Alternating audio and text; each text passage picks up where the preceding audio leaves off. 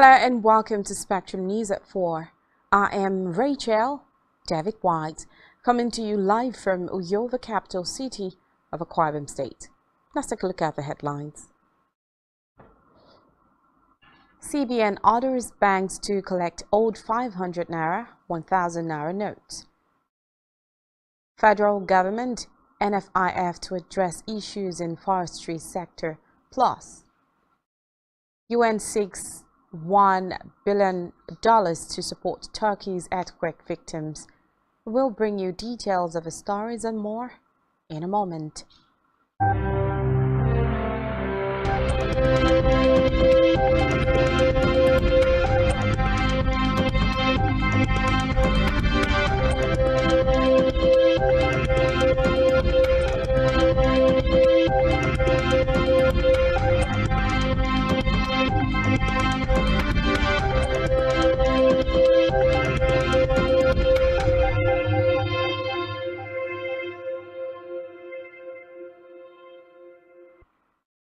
First, in the news this afternoon is a report that Central Bank of Nigeria has ordered banks to start collecting the old 500 Naira and 1000 Naira notes from the public with immediate effect.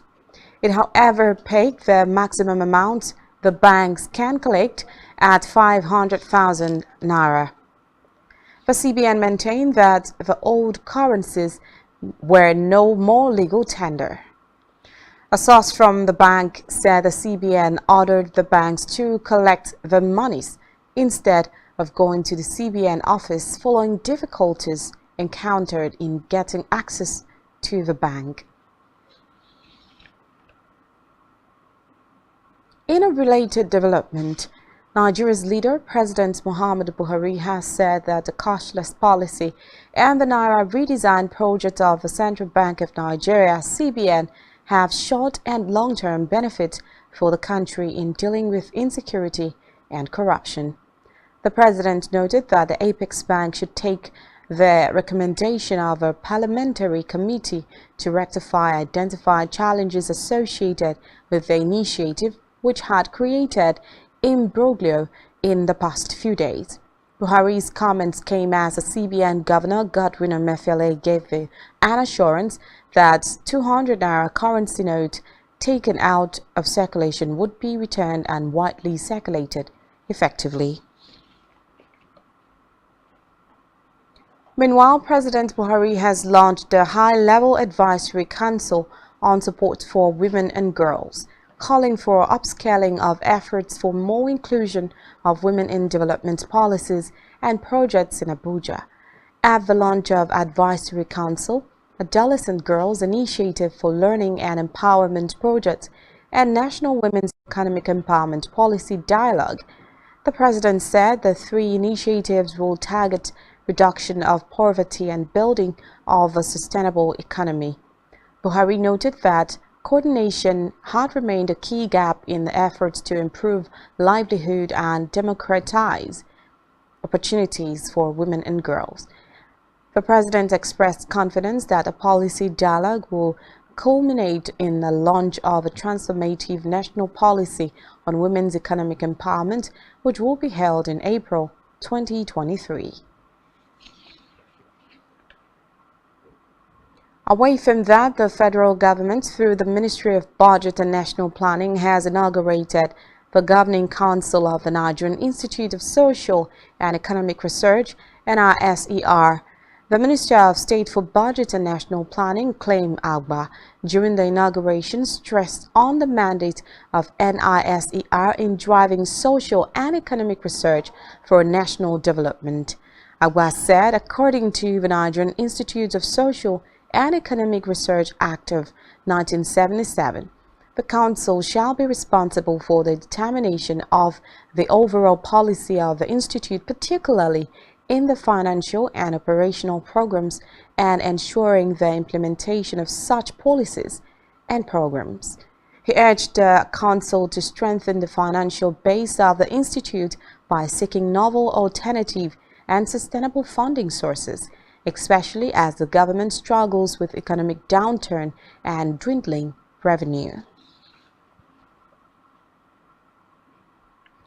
In the meantime, the Minister of Environment, Mohammed Hassan, says the government, in partnership with National Forestry Trust Fund, NFTF, is set to address issues of funding in the forestry sector. He noted that the funding support from international donors, corporate organizations, and private sectors has helped in carrying out some forestry development in the country. The minister, who spoke at the inauguration of the Governing Council of the National Forestry Trust Fund, NFTF, in Abuja, stated that the fund was established to address the critical issue of inadequate funding within the forestry sector through its ability to generate additional funds to supplement government budgetary provisions.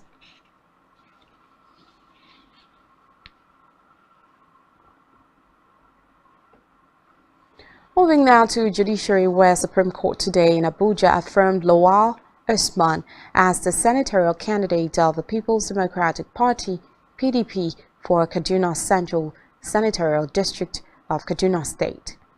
The Apex Court upheld the December 19, 2022 judgment of the Court of Appeal in Abuja, which had earlier voided and set aside the decision of the Federal High Court in Kaduna in the first legal tussle for the ticket, delivering judgment in an appeal filed by an aggrieved senatorial aspirant, Ibrahim Husban. The Supreme Court held that courts have no jurisdiction to dabble into the internal and domestic affairs of political parties.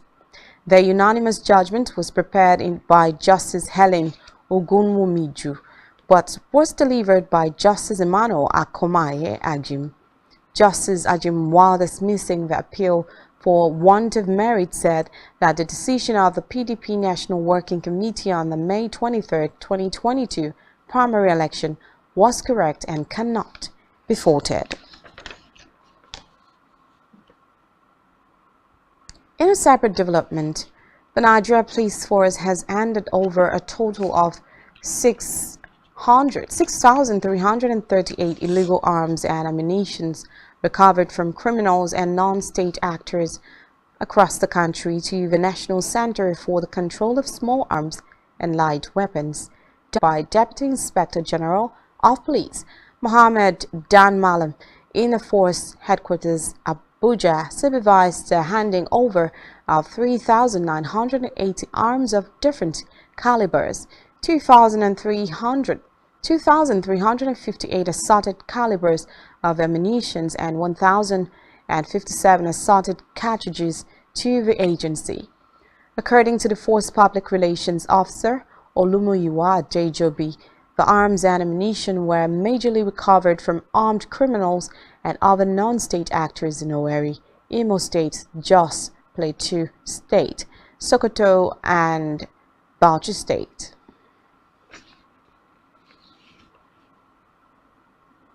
In another development, the Nigerian National Petroleum Company Limited (NNPC) has announced that it will commence the drilling of crude oil in Nasarawa State from March 21, 2023.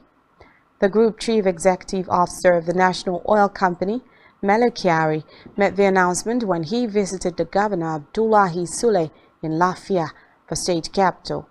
According to Kyari, initial exploratory activities detected that there was a significant amount of oil in the state, noting that the NNPC is ready to do the necessary work to find the hydrocarbon resources.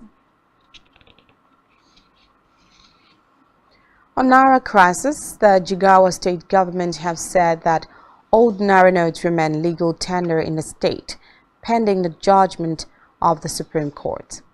The State Commissioner for Information, Youth, Sport and Culture, Ibrahim Mamsa, in a statement disclosed that some individuals and corporate bodies are rejecting the old 200 Naira, 500 Naira and 1,000 Naira notes, noting that the government is concerned about the conduct of such individuals and corporate bodies. The state government urged residents to report any trader and business organizations who refuses to accept the old 200, 500 and 1,000 Naira notes as legal tender to the nearest appropriate authorities in the state. Away from that, about 30,000 youths working under the Osun Youth Empowerment Scheme have been sacked by Osun State Governor Ademola Adeleke, who created another scheme known as the Imole Youth Corps. In a circular issued by the Secretary to the Osun State Government, Teslim Igbalaye, the state government said that the decision was taken to reposition the youth empowerment program inherited from the previous government for effective functionality, sustainability and dignity of labor.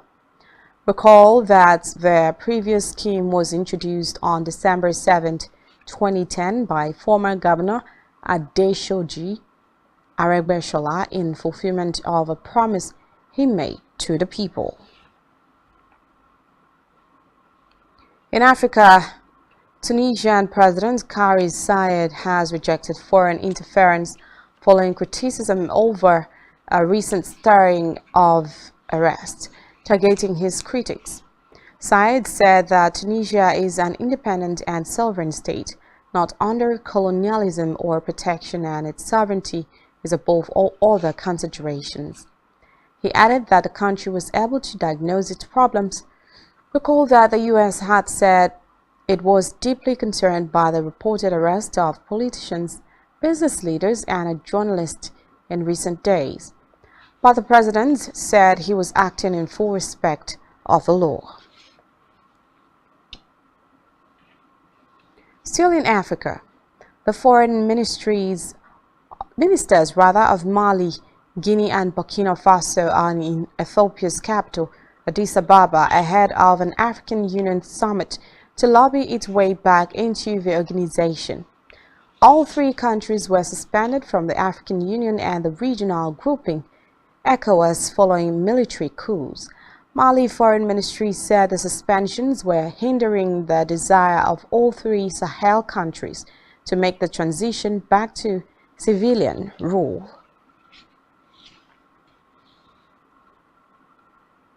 On the foreign scene, the United Nations has asked member states to contribute $1 billion to help millions of people affected by the earthquake that has killed more than 42,000 people in Turkey and Syria.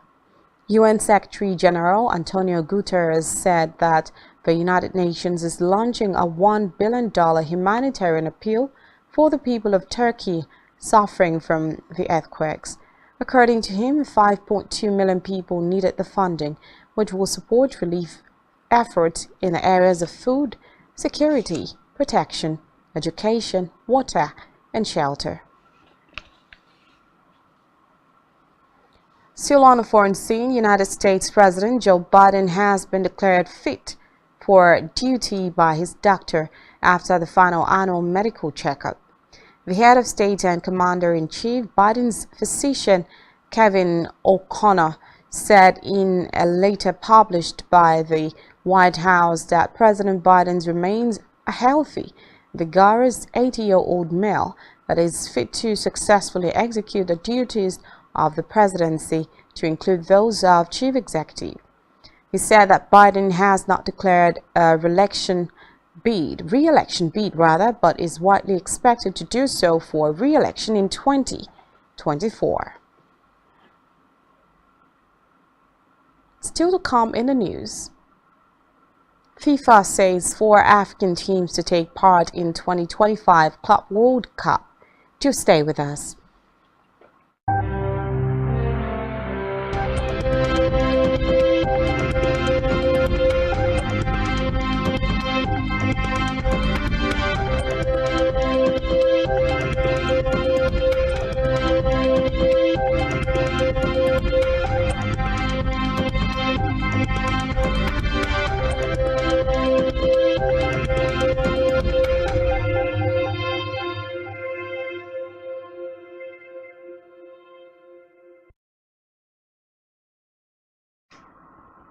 Welcome back and thanks for staying tuned. In business, the Nigerian National Petroleum Company Limited (NNPCL) has revealed that the amount spent as subsidy on premium motor spirits (PMS), popularly called petrol, have crossed 400 billion naira monthly. NNPCL's Group Chief Executive Officer Mele Kyari discloses at the headquarters of the oil firm in Abuja. Kyari explained that the oil company was spending about 202 Naira as subsidy on every litre of petrol consumed across the country, stressing that about 65 million litres of PMS was pumped daily into the market by the company. Still in business, World Bank Group says non-tariff barriers and hurdles affecting cross-border goods crossing must be addressed in order to reap the benefit of the African Continental Free Trade Area (AFCFTA). The Washington-based bank in a report noted that the free trade area, which hopes to connect 54 countries with a combined population of 1.3 billion and GDP of $3.4 trillion, has several challenges to overcome. It noted that African businesses should also see the opportunities as its research, suggesting that the agreement has the potential to bring significant economic and social benefit in the forms of faster economic growth, higher incomes, and less poverty. In health, 38 people have been confirmed dead by Jigawa State Ministry of Health in an outbreak of cerebellum spinal meningitis (CSM) in the state. The State Commissioner of Health, through the Permanent Secretary in the Ministry, Dr. Salisu Muazu, said the disease has been recorded in 7 local government areas of the state that share a border with the Niger Republic. Muazu, who confirmed the date while fielding questions from newsmen in his office in Dotse, the state capital, revealed that a type of CSM reported from the affected communities was strange. Dr. Muazu explained that a total of 398 suspected cases have been recorded across some towns and villages in the affected local government areas. In the meantime, the National Agency for Food and Drug Administration and Control (NAFDAC) says products worth over 326 million naira were destroyed at Lafia, Nasarawa State. NAFDAC discloses in a post on its official Twitter handle, stressing that cartons of pharmaceuticals, soft drinks, and other products were destroyed. Reports say NAFDAC is responsible for regulating and controlling the manufacture, exportation, importation, advertisement, distribution, sale and use of food, drugs, cosmetics, medical devices, chemicals, and packaged water.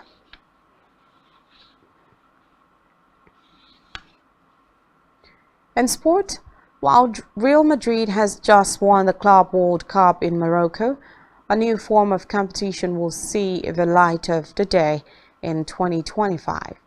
The competition will bring together 32 teams, including 4 Africans, and will be played every 4 years. FIFA has also decided on the distribution of places by continent. European clubs take the lion's share with 12 places. They will represent more than a third of the participation in the competition, while South America obtains 6 places and Africa will be settling for 4 places, like Asia and North and Central America. In the meantime, the 2023 edition will take place in Saudi Arabia from December 12 to 22 in the presence of the winner of the African Champions League.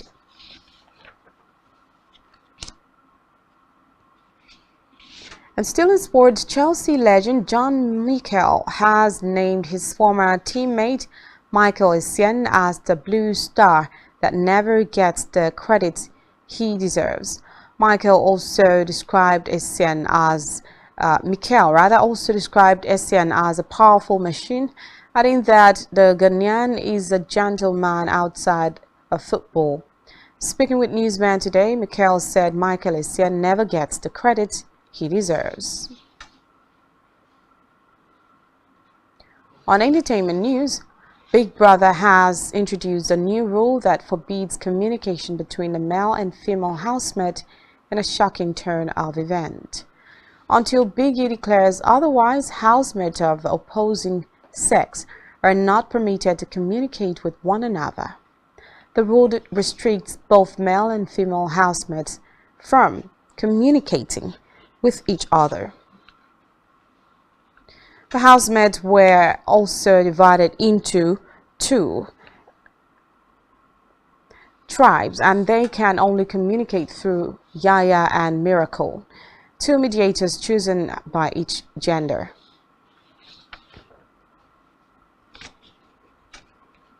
Still on the entertainment scene, star actor Chidi Mokeme has disapproved of the destruction of public facilities, especially automated teller machines, across the country. Naira crunch protest has been sparked off in some states across the country amid the lingering scarcity of the legal tender. As tensions continues to rise with the continued unavailability of Naira note to meet daily needs, many have started venting frustration by engaging in protest and utter destruction of financial institutions alongside other public facilities.